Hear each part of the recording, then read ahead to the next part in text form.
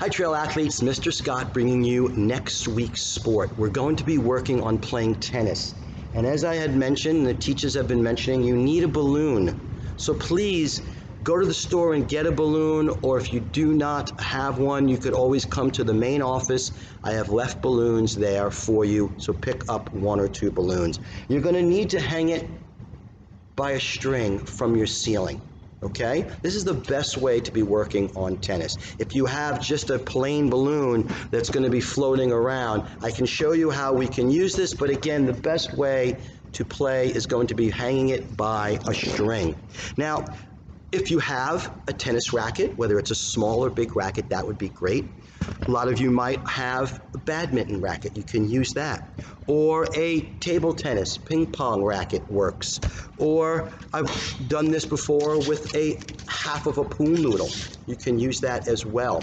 If you don't have any of these things, you can still use your arm and your hand as a racket. Okay? The first thing, if you do have a racket, is to know how to grip it. The best way to teach someone how to grip a racket is just to shake hands with it. Literally just reach out and shake hands with the racket. Okay? The next thing you want to do is make sure that you're standing back far enough so that the racket reaches. If you're too far back, you're going to miss it. And if you're too close to it, you're going to be hitting it with the handle. So you want to make sure that you have it properly spaced here. And then all you're going to do is put your feet shoulder width apart and hit the balloon. Not too hard. It's going to come right back and you can hit it again. This is forehand. You're hitting it forward. Again, not too hard. The balloon will come back every time. If you want to challenge yourself, you could actually toss the balloon out to the side and it'll come in curved a little bit. But this is our forehand practice. Again, not too hard.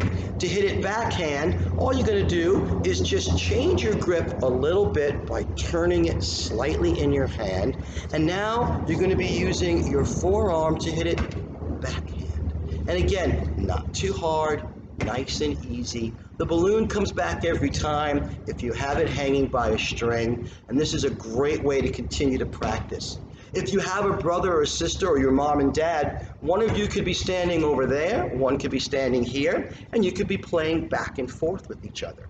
So this is a great way to practice playing tennis. If you are not going to be hanging it by a string, what you might be able to do is play by hitting it like this and go back and forth and back and forth.